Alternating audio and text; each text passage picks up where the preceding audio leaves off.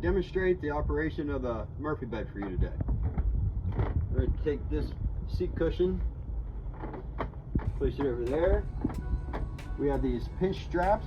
Pinch, pull that down, these the whole way up. Same way back here, pinch, pull that down, pull that the whole way up. And now we lower the Murphy bed down,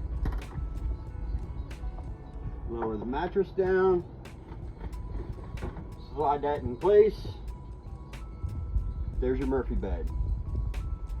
Now I'm going to demonstrate how to put it back up.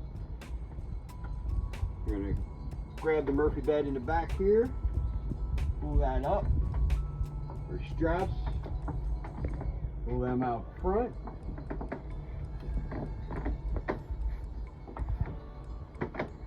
These get threaded through little holders down here, in through the pinch strap, and cinch that down. Same way back here, thread that through, in through the pinch strap, cinch that down. Replace your seat cushion. There's your bed.